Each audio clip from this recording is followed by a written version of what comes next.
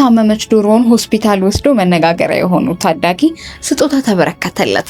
የ12 ዓመቱ ታዳጊ ማርቆስ አባዬና የሚወዳት ዶሮ ከሰሞኑ ማህበራዊ ሚዲያ መነጋገሪያ ሆነዋል። ማርቆስ ያደገው ገጠር ነው።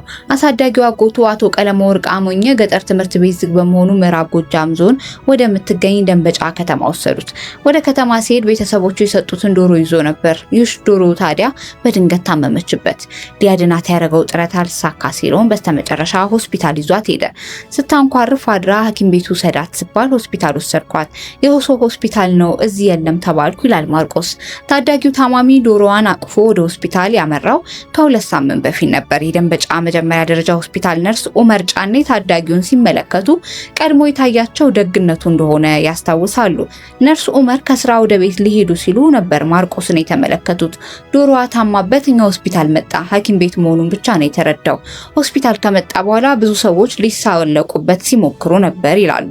ነርስ እንደመሆናቸው የልጁን ደግነት ከፊቱ ላይ መረዳት እንደቻሉ ይናገራሉ። ደግነቱ ደስ ስላላቸው አንዳንድ ጥያቄዎች ስለ ዶሮዋ እየጠየቁት ቪዲዮ ቀረጹና ቲክቶክ አጋሩት። ሰውም ደግነቱን ሲያይ በጣም ተወዳጅ ሆነ። ዶሮዋን በፎጣ አቅፎ በስስት ይዞ ሲመለከቱት ስለ ዶሮዋ መጨነቁን በማስተዋል በትህትና ትኩረት ሰጥተው ለማረጋጋት እንደሞከሩ ይናገራሉ። በመታመሟ በጣም አዝኗል። ፊቱ ላይም ጭንቀት አለ። በዚያ ስሜት ውስጥ ሆኖ ነው ያናገረኝ። በማህበራዊ ሚዲያም በተለቀቀው ቪዲዮ ላይ ነርስ ስለ ዶሮዋ ህመም ማርቆስን ሲጠይቁት እያንኳረፈች ነው፣ ሂድና እዚያ ሳክማት ብሎኝ ነው። ዛሬ ገና ነው እያንኳረፈች ያደረችው፣ እንቅልፍ አትተኛም ሲል ይመልሳል። ነርሱ ሆስፒታሉ ለሰዎች ሕክምና የሚሰጥ መሆኑን አስረድተው ወደ እንስሳት ሐኪም ቤት መሄድ እንዳለባት ነገሩት። ማርቆስም ዶሮዋን ወደ እንስሳት ሐኪም ቤት እንዲወስድ እንደተነገረው ይገልጻል። አሁን ላይ ዶሮዋ እንደተሻላትም ተናግሯል። አሳዳጊው አቶ ቀለመወርቅ የተፈጠረውን ነገር በጣም አስገራሚ ነው፣ እንደ ህልም እንደ ራእይ ነው የታየኝ ይላሉ። ታዳጊው ይኖርበት ከነበረው ገጠር በቅርቡ ትምህርት እንዲማር ወደ ከተማ ይዘውት እንደመጡ ይናገራሉ። እሱም ዶሮዋን ይዤ ነው የሚሄደው አለ። ዶሮዋ ገጠር ሳላም ታማበት ነበር። አድኗት ይዟት ወደ ከተማ ከመጣ በኋላ በድጋሚ ታመመችበት። በድጋሚ ስትታመም ትምህርት ሁሉ እየተወው ዶሮዋን መንከባከብ ያዘ። ከተማ ወጥቶ ዶሮዋን ባለሙያዎች ጋር ቢወስድም አልድንለት እንዳለችው ይናገራሉ። ዶሮ ያልዳነችን ብሎ አዝኖ ትምህርቱንም ምግቡንም አቋረጠ። መፍትሄ አድርጎ ያሰበው ዶሮዋ ሆስፒታል ይዞ መሄድ ነው። የሆስፒታል ሲባል እያሉ እሱ ያሰበው ሰዎችን እንስሳትንም የሚያክም አድርጎ ነው። ሁሉንም ማከም ማዳን የሚችል ነው የመሰለው ይላሉ። ፕሬዝዳንት ትራምፕ የህዳሴውን ግድብ ጉዳይ ቅድሚያ ሰጥተው እንደሚመለከቱ ተናገሩ። ፕሬዝዳንት ትራምፕ የህዳሴው ግድብ ጉዳይን ቅድሚያ ሰጥተው እንደሚመለከቱ ተናግረዋል። የአሜሪካው ፕሬዝዳንት ዶናልድ ትራምፕ በህዳሴው ግድብ ዙሪያ ግብጽ ከኢትዮጵያ ጋር የገባችውም አለመግባባት ቅድሚያ ሰጥተው እንደሚመለከቱትና ፍትሃዊ የሆነ መፍትሄ እንደሚፈልጉለትም ተናግረዋል። ፕሬዝዳንቱ ይህንን ያሉት በፈረንሳይ በተካሄደው ረቡዕ በተጠናቀቀው የቡድን 7 አባል አገራት ስብሰባ ወቅት ከግብጽ ፕሬዝዳንት አልሲሲ ጋር በተገናኙበት ጊዜ ነው። አሜሪካንን ጨምሮ ፈረንሳይ፣ ዩናይትድ ኪንግደም፣ ጀርመን፣ ጃፓን፣ ጣሊያን እና ካናዳ አባል በሆኑበት እንዲሁም የአውሮፓ ህብረት በተካተተበት የበለጸጉ ሀገራት ስብስብ በሆነው የቡድኑ 7 ጉባኤ ላይ ከአፍሪካ የግብጽና ኬንያ መሪ ተሳትፈዋል። በዚህ ጉባኤ አጋጣሚም ትራምፕ ከአልሲሲ ጋር በጋዜጠኞች ፊት ባደረጉት ውይይት በኢትዮጵያ የተገነባው ታላቁ የህዳሴ ግድብ በግብጽ ላይ ችግር እየፈጠረ እንደሆነ አውቃለሁም ብለዋል። ኢትዮጵያ በአባይ ወንዝ ላይ የህዳሴ ግድብን ግንባታ ከጀመረች ጊዜ አንስቶ ከሱዳን ግብጽ ጋር አለመግባባት ውስጥ ቆይታለች። ግብጽ፣ ኢትዮጵያና ሱዳን ለ14 ዓመታት በአባይ ወንዝ ጉዳይ ላይ ከስምምነት ለመድረስ ሲደራደሩ የነበረ ቢሆንም ሶስቱም ሀገራት የሚያስማማ ሁሉን አቀፍ መግባባት ላይ መድረስ አልተቻለም።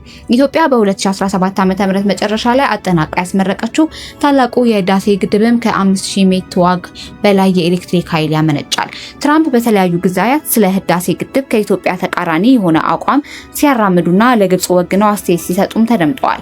በጥር ወር ፕሬዝዳንት ለግብጽ አቻቸው አብደል ፈታህ አልሲሲ በጻፉት ደብዳቤ የህዳሴ ግድብን የተመለከተ ድርድር ለመጀመር እንደሚፈልጉም ገልጸው ነበር። ፕሬዝዳንት ትራምፕ በዚህ ደብዳቤያቸው ላይ በግብጽና በኢትዮጵያ መካከል ያለውን የአባይ ውሃ መጋራት ጥያቄ ለአንዴና ለመጨረሻ ጊዜ በኃላፊነት መንፈስ ለመፍታት ዝግጁ ነኝ ብለዋል። ኢትዮጵያ በዚህ ለግብጽ በቀጥታ በተጻፈ ደብዳቤ ላይ የተጠቀሰችው በግልባጭ እንዲደርሳት ብቻ ነው። የግብጹ ፕሬዝዳንት አልሲሲና የአሜሪካው ፕሬዝዳንት ዶናልድ ትራምፕ በፈረንሳይ ተገናኝተው ሲወያዩ ካነሷቸው ጉዳዮች መካከል አንዱ የታላቁ ህዳሴ ግድብ ነው። ፕሬዝዳንት አልሲሲ የአባይ ወንዝ ጉዳይ ለግብጽ ያለውን ጠቃሚነት ተናግረው ትራምፕ ጉዳዩን ለመፍታት ፍላጎት በማሳየታቸውን አመስግነዋል።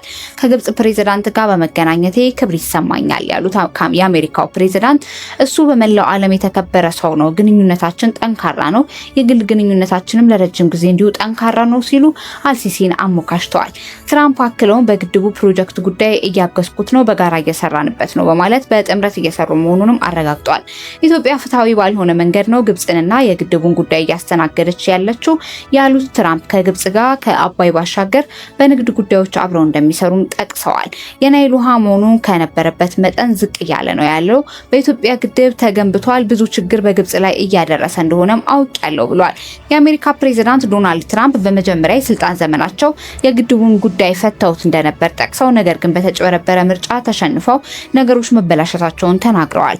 በመቀጠል እስኪ በድጋሚ ነገሩን እናየውና ችግሩን እንፈተዋለን ሲሉ አልሲሲን ቃል ገብተውላቸዋል። በትራምፕ የመጀመሪያ የስልጣን ዘመን በአሜሪካና በዓለም ባንክ አሸማጋይነት ተከታታይነት ድርድሮች በኢትዮጵያ በግብጽና በሱዳን መካከል መደረጋቸው ይታወሳል። ነገር ግን ስምምነት ተደርጎ ይፈረማል በተባለበት በመጨረሻው ሰዓት ኢትዮጵያ የቀረበው ስምምነት ጥቅሟን የሚጎዳ መሆኑን በመግለጽ ባለመፈረሟ ጉዳዩን በእንጥልጥል ቀርቷል። በዚህ ምክንያት የተቆጡት ፕሬዝዳንቱ ትራምፕ በወቅቱ አሜሪካ ለኢትዮጵያ ትሰጥ ከነበረው ድጋፍ የተወሰነው እንዲቋረጥ ማድረጋቸውም ይታወሳል።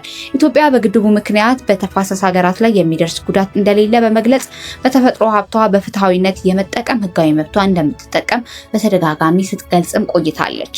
ግብጽና ግን በግድቡ የውሃ ይዘትና የሚለቀቅበት ሁኔታ ላይ ኢትዮጵያ አስገዳጅ ህጋዊ ስምምነት እንድትፈርም ትፈልጋለች። የአሜሪካው ፕሬዝዳንት ዶናልድ ትራምፕ ደግሞ ወደ ስልጣን ከመጡ በኋላ ሀገራቸው የግድቡን ግንባታ በገንዘብ ደግፋለች ብለው የተናገሩ ቢሆንም ኢትዮጵያ ግን ከዜጎቿ ውጪ የማንንም ገንዘብ በግድቡ ላይ አልዋለችም ስትል አስተባብላለች። ግብጽ ግን በግድቡ የውሃ ይዘትና የሚለቀቅበት ሁኔታ ላይ ኢትዮጵያ አስገዳጅ ህጋዊ ስምምነት እንድትፈርም ትፈልጋለች።